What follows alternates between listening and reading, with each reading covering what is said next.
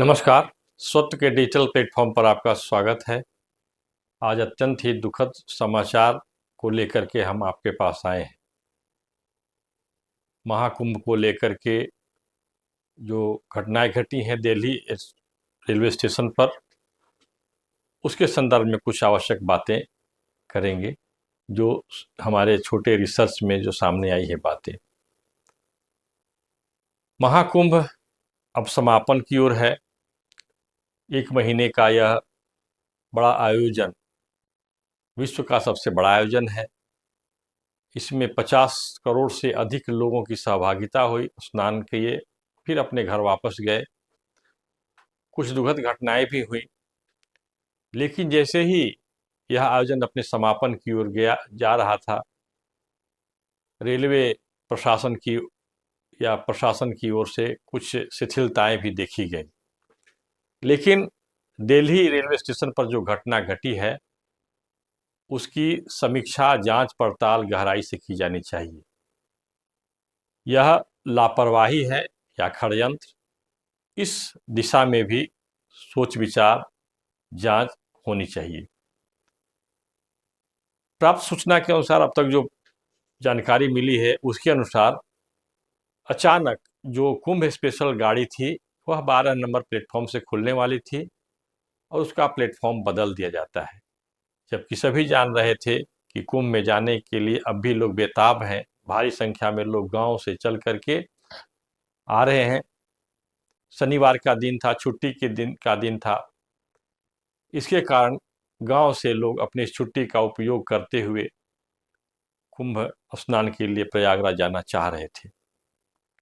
संख्या का आकलन किया जा सकता था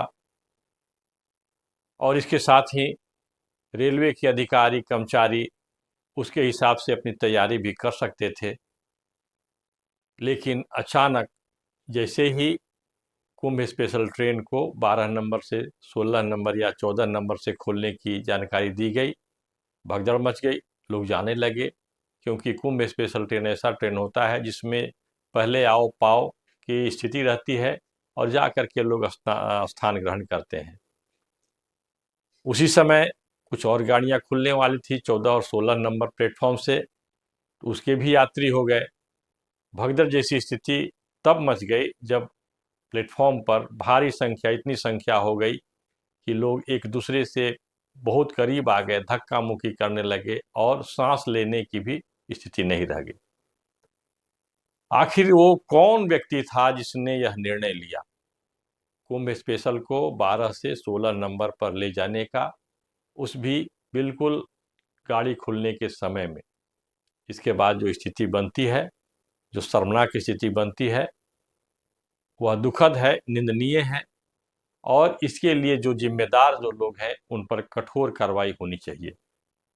लेकिन इस दुर्घटना के साथ ही एक और इकोसिस्टम उठ खड़ी हुई है और उसने सीधे तौर पर कुंभ और कुंभ के आयोजन करने के पीछे जो सनातन परंपरा है, जो सनातन परंपरा के वाहक साधु संत महात्मा है, बाबा है, उनको ही अपने निशाने पर लेना शुरू कर दिया है। कांग्रेस पार्टी की ओर से उनकी प्रवक्ता ने कहा कि यह महा नरसंहार है। ये दुर्घटना हो सकती है, लेकिन नरसंहार इसे नहीं कहा जा सकता। लापरवाही हो सकती है, षड्यंत्र भी माना जा सकता है कि रेलवे में बैठे हुए कुछ ऐसे लोग होंगे जिन्होंने कुंभ के अवसर पर जाने वाली जो भीड़ थी उसका आकलन या तो नहीं किया होगा, या आकलन करने के बाद भी जानबूझ करके ट्रेन को अंतिम समय में दूसरे प्लेटफॉर्म से खोलने की बात कह दी गई और इस प्रकार से भगदड़ मच गई। क्योंकि रेलवे में काम करने वाले लोगों को इतनी तो जानकारी होनी ही चाहिए कि कितनी भीड़ है।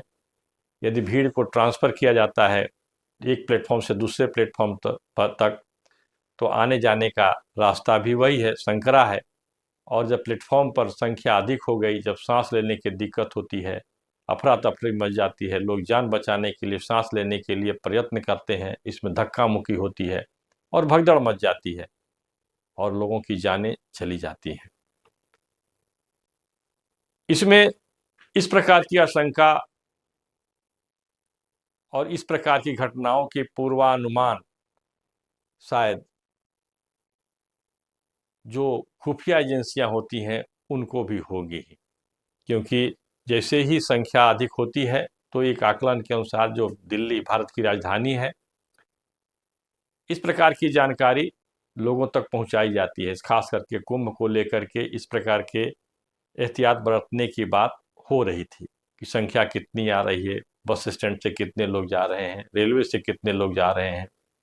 और ऐसे में इस प्रकार का निर्णय जो लिया जाना होता है, यह सामान्य बात नहीं है।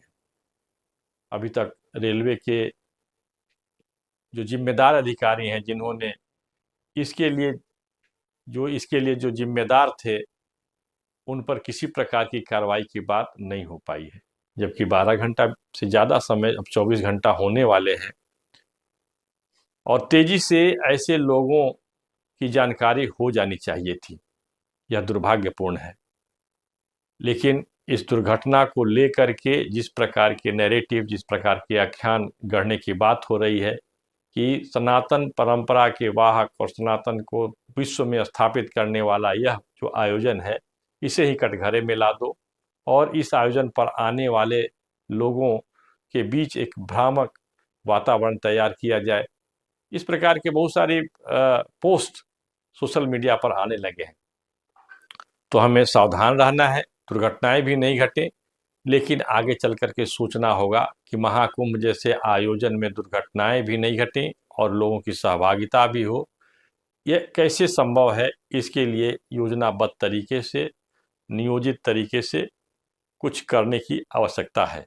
इसमें धर्माचार्यों की भी भूमिका होगी, इसमें पूजा पाठ करने वाले लोगों की भी भूमिका होगी, ताकि हम अपने लोगों को जागरूक करें और इस प्रकार की व्यवस्था बने कि हम आसानी से आएं और अपने समारोह में, अपने विराट आयोजन में सहभागी बने, उसका अंग बने और फिर सुरक्षित घर लौट भी जाए।